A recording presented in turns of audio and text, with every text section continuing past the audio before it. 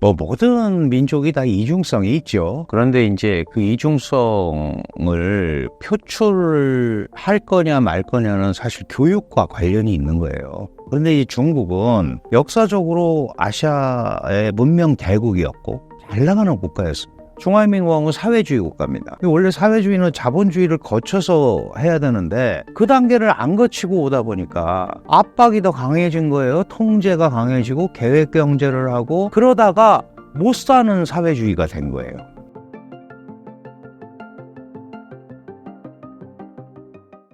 중국인들은 이기적이다라는 여론에 대해 교수님은 어떻게 생각하시나요?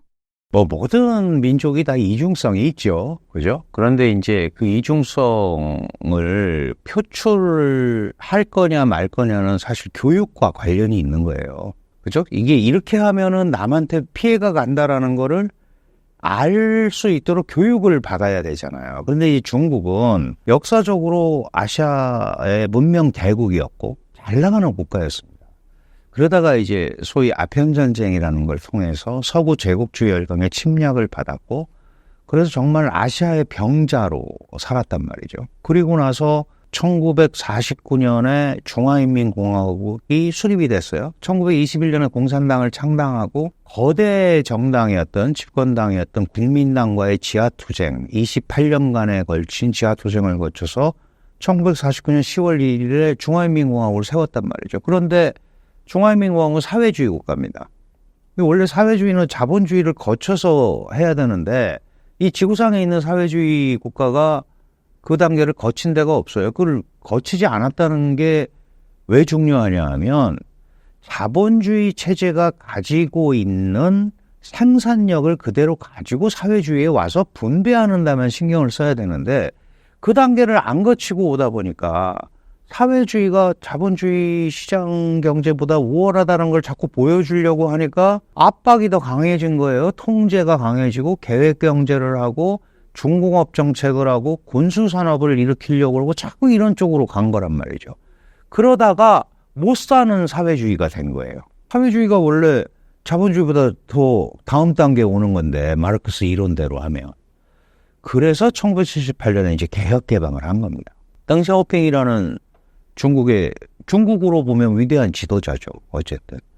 그래서 개혁 개방을 했는데 개혁 개방을 하고 주계장막에서 갑자기 문을 여니까 이게 뭐 아주 얼토당토하는 국가가 아니란 말이죠. 수천 년에 걸친 그 문명 문화를 갖고 있는 나라예요. 다만 우리가 얘기하는 서구화가 덜 된 거죠. 그런데 개혁 개방이라는 게 무슨 뜻이냐 하면 개방을 한다라는 거는 세계로 나가겠다라는 거잖아요. 그런데 그 세계는 어떤 세계였냐 하면 미국이 짜놓은 큰 판이었어요. 그러니까 결국은 그 안에서 움직이려면 그 미국이 강조하는 가치, 보편 가치를 같이 끌고 가면서 움직여야 되는데 덩샤오핑의 개혁 개방, 현대화 정책은 그런 부분까지는 오픈하겠다는 생각이 없었습니다. 경제 부분만 현대화를 좀 시켜보자. 원래 우리가 현대화라고 그러면 시장경제, 그 다음에 다원화된 사회, 그것도 이제 민주사회를 보통 얘기하죠. 그리고 나서 정치민주화. 이게 이제 현대화된 국가다라고 얘기를 하는 거예요. 그런데 정치는 사회주의 국가니까 그걸 따라갈 수가 없어요. 그래서 그 경제 현대화만 열심히 해보자. 근데 중국이 그 당시에 거대한 시장으로서 거대한 노동력을 갖고 있었고 그러다 보니까 전 세계의 자본과 투자를 빨아들이는 블랙홀이 된 거예요. 그리고 다른 국가들이 적어도 중국보다 더 우수한 기술들을 가지고 들어와서 중국의 노동력을 써서 물건을 만들어서 이제 팔기 시작한 거죠, 세계로. 이러다 보니까 다른 국가들이 50년 걸려서 달성했던 거를 10년, 20년에 달성을 한 거예요. 다른 나라들이 산업화 하는데 7, 80년 걸렸던 거를 20, 30년 만에 한 겁니다. 그러니까 흐름상 그 거대 국가로서의 체급은 엄청나게 키웠는데 다른 국가들이 그런 문제를 해결하면서 겪어야 되는 그 과정, 이런 것들을 겪지 못했어요. 그러다 보니까 그러고 나서 어느 순간 보니까 덩치가 커져 있는 거예요. 덩치가 커져 있고 중국이 이제 아무도 우리를 업신여기지 못할 거야 이러면서 거기에 또 중국 이 공산당 체제는 뭘 강조하냐면 애국주의를 강조하고 민족주의를 강조하고 이런 소위 중화주의, 우리가 옛날에 얼마나 잘 나갔었는데 사실 이게 장泽민 때부터 그게 더 강조가 된 거예요. 물론 이제 그때 1990년대 애국주의 교육을 받은 사람들이 시진핑은 2012년에 이제 중국의 지도자가 되는데, 그러니까 딱 그 활동하기 좋은 청장년층, 특히 청년층들이 시진핑 체제의 열렬한 지도자가 되는 거거든요. 그러다 보니까 그런 다른 국가들이 교육이라든가 여러 가지 또 사회적 병폐를 해결하면서 거쳤어야 되는 이런 것들을 전부 뛰어넘어서 어느 순간 세진 나라가 된 거예요. 세진 나라의 국민으로서 내가 이 정도 얘기하면 되는 거 아니야? 라는 얘기들을 하다 보니까 그게 모든 우리가 소위 얘기하는 인터내셔널 룰이라는 게 있잖아요. 국제 관례라든가 이런 걸 자꾸 무시하고 중국식을 강조하고 이런 것들이 국민들한테도 이렇게 스며들게 되는 거죠. 그러다 보니까 자기 위주의, 그리고 개혁개방의 성공에 약간 심취해 있죠. 그전에는 아시아의 병자였었는데 어느 날 보니까 세계 2위의 경제체고 G2라고 옆에서 막 그러기도 하고 이렇게 되니까 그런 부분에 대해서 약간 바람이 들어간 것도 있죠.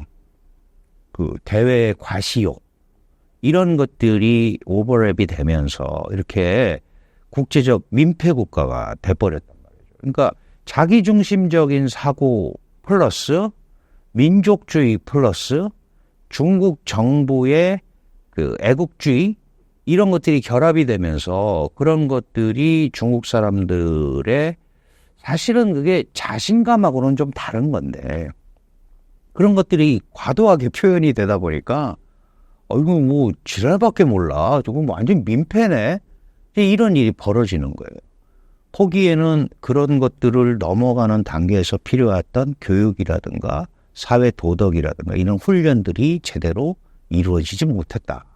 이제 그런 부분들은 중국이 지금도 굉장히 아파하는 대목입니다. 실제로. 근데 그건 갑자기 되는 건 아니잖아요. 이제 그게 문제인 거예요. 한국인과는 다른 중국인 특유의 특징이 있다면 어떤 게 있을까요? 글쎄요, 뭐 사람들이 다 천차만별이고 이제 우리는 예를 들어서 중국은 원래 옛날부터 통치자와 피통치자가 확연히 구분되어 있는 전제 국가를 아주 오래 했고 이제 우리는 그 단계, 우리도 똑같이 했죠. 그 단계를 넘어서서 이제 소위 민주화를 이루었고 국민의 정치 참여라든가 이런 것들이 자연스럽게 많이 이루어지잖아요. 근데 중국은 그 전제국가 이전에 왕조들이 했던 거를 지금 이제 말씀드리면 공산당이 하는 거예요. 그러니까 통치자, 피통치자가 확연히 구분이 돼 있죠. 그러다 보니까 예전에도 마찬가지입니다만 자기 의사 표현을 사실 잘 안 해요. 그러니까 어떤 사람들은 그거 보고 되게 의무하다. 이제 이런 표현도 하는 거고 대세가 확정되기 전까지는 잘 표현을 안 하죠. 그런데 이제 뭐 저는 제가 그래도 학교에 있고 이러다 보니까 제가 만나는 분들이 이제 중국의 지식인들이에요. 지식인들은 상당히 나름대로 사대부이 예전에 그런 정신을 가지고 깨어있고 그런 사람도 많지만 그런 부분들을 표현할 방법이 없는 거죠. 우리는 그런 것들이 가면서 시민사회가 형성이 되고 뭐 견제도 하고 사회가에서 그런 게 있었는데 중국은 그게 전혀 없거든요. 그러다 보니까 이 표현을 잘 안 하고 뿔뿔이 흩어져서 있을 수밖에 없는, 그러니까 한 줌 모래 같다. 중국의 이전에 많은 선각자들, 뭐 손문 선생 같은 사람도 그런 표현을 했어요. 중국 사람들은 모래알 같다. 이게 이렇게 흩어져 갖고 어떻게 단합이 되겠냐. 그런 게 사실 역사적으로 그렇게 형성이 되어 온 거예요. 내가 이 거대한 정치 체제에서 내 의사의 표현이 제대로 안 가잖아요. 할 리도 없고. 그럼 가만히 있는 거죠. 가만히 있다가 그게 대세가 흐르면 글로 가는 거니까 그런 면이 좀 우리하고 조금 다른 면이 있어요. 한국 사람들은 또 너무 좀 과도하게 하는 면이 있는데 근데 장단점이 있는 거죠. 그러니까 중국 같은 경우는 기본적으로 체제 순응적이에요. 체제를 따라가려고 그러고 그리고 그래서 좀 정부가 잘해주기를 바라는 거죠. 그 잘 못하면 이제 마지막에 할 수 있는 거는 예전에 보면 그게 이제 왕조의 입장에서 보면 난이란 말이에요.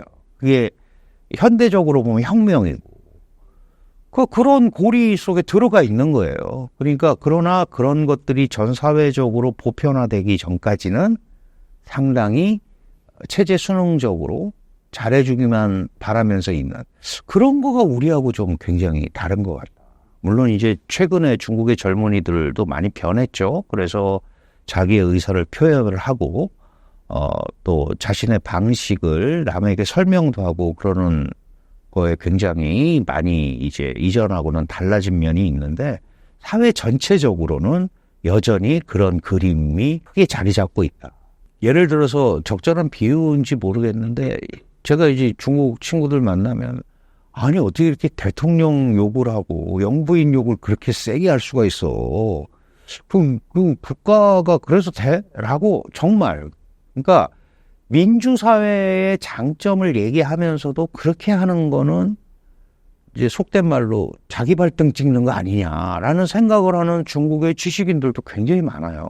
그런 게 이제 제가 전체적으로 보면 그 사회에 약간 순응적인 그런 체제 순응적인 면이 있는 것 같아요.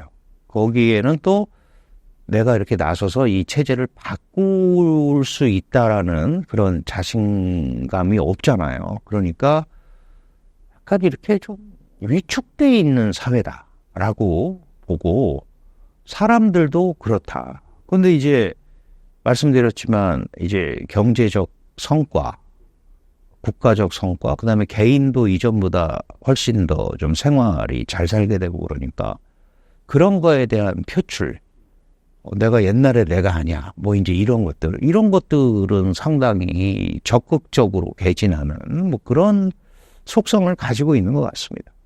한국인들이 중국과 중국 문화 그리고 중국인에 대해 잘못 알고 있는 점이 있을까요? 물론 이제 한중양국이 그건 다 문제가 있어요. 서로 좋은 점을 얘기하기보다는 서로의 단점을 자꾸 얘기를 하게 되잖아요. 근데 이제 1차적으로는 한중은 문화적 연대가 특히 육아사상이라는 틀로 이전부터 오래 해왔었고 그 선비정신이라든가 뭐 사대부 이런 부분에 대해서는 고위층 간에 우리 뭐 조선시대나 이래도 교류도 상당히 많았어요. 근데 이제 문제는 어디에 있냐 하면 근대 들어서 그리고 이제 우리와는 일단 어쨌든 현대 6.25라는 게 그 중공군의 불법 개입으로 인해서 사실은 이제 한반도의 전쟁이 3년간 있었고 거기에 대해서 중국은 역사적으로 그거는 남북 간 전쟁이 아니고 항미 원조 전쟁이었다. 미국을 막기 위해서 조선을 도운 거다.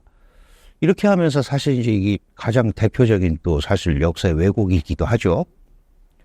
이러고 나서 이제 한국이 정말 전 세계적으로 거의 중진국 함정을 어렵게 벗어나서 선진국 대열에 들어선 거의 유일한 국가입니다. 뭐 대만도 있는데 대만은 국제적으로 이제 국가로 인정을 못 받으니까 이제 이런 상황에서 한국이 뭐 한류라든가 이런 것들이 세계적으로 이 각광을 받고 이러니까 이제 중국의 애국주의라든지 민족주의적 색채를 가진 많은 젊은이들이 한복 우리 거야, 김치 우리 거야 막 이러면서 이제 갈등을 하게 되는 거죠.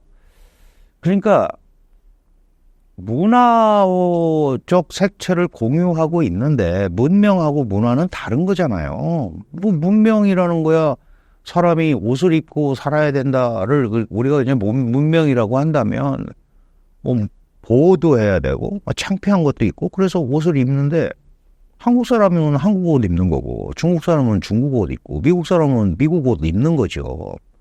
근데 그거에 뭐가 원조다 아니다를 따질 상황은 사실 아니잖아요. 조급한 거죠. 그러면 이제 우리는 특히 그런 거에 대해서 더 민감하죠. 왜냐하면 이전부터 우리를 계속 압박했기 때문에. 뭐 동북공정도 마찬가지고 다 그런 연장선상이잖아요. 그러니까 뭐 우리가 중국을 뭐 나쁜 점을 자꾸 이렇게 왜곡해서 보도한다 이런 거는 아니지만 어쨌든 양자 관계에서 우리 입장에서는 그런 게 눈에 띄니까 얘기를 하는 거고 중국은 자신들이 세계적 국가가 됐고 좀 세계적으로 알려졌으면 좋겠는데 한국 거에 더 열광하고 한국 걸 더 좋아하고 한국이 더 선진화잖아요. 그러니까 그런 데 대한 시기와 질투 이런 게 분명히 들어있어요. 그러다 보니까 양국의 언론도 균형점을 못 찾고 있고 특히 그 중국에 많은 그 유튜버들이 있잖아요. 혐한 유튜버들이 많습니다. 그럼 잘못된 뉴스를 저도 지금 유튜브 하고 이렇게 지금 녹화하고 얘기하고 있지만 중국의 어떤 내용들을 보면 말도 안 되는 내용이 그 기정사실화돼서 움직인단 말이에요. 한국 사람들은 공자도 한국 사람이라고 한다. 뭐 이런 표현도 해요. 한자도 자기네가 만든 거라고 그런다. 또 한국은 한글이라는 세계적 글자가 있고. 그러니까 그런 식으로 자꾸 이제 상호 에스컬레이팅이 되는 것 같아요. 근데 이제 양국 정부, 특히 이제 우리가 국민 감정이 그런 것 때문에 나빠져서 이런 걸 좀 잘 해봐야 되지 않겠냐 그러면 중국의 일관된 입장은 한국 언론 때문에 그렇다. 그리고 한국 언론이 뭐 자체 생산하는 것도 있지만 서방의 잘못된 중국 인식을 그대로 받아쓴다. 이제 이런 불만을 얘기합니다. 그런데 그런 걸 이제 얘기를 해야죠, 서로. 얘기를 하지 않으면 상대방이 무슨 생각하고 있는지 모르잖아요. 그래서 잘못된 거 그런 건 아니다라는 거는 아닌 건 아니다라고 얘기를 해줘야 되고 그래 그건 그래 얘기해줘야죠. 그리고 우리가 언제 니네 문화를 뺏었어. 한국 사람들이 한복 입는 건 우리 식으로 입는 거지. 사실 우리한테만 그런 거 아니에요. 기모노도 자기네가 원조라고 그랬고 뭐 말레이시아, 인도네시아에도 보면 약간 중국풍이라고 우리가 느끼는 비단 옷 같은 거 있잖아요. 그것도 다 자기네 거라는 거 아니에요? 그럼 어느 국가가 그거를 받아들이겠어요?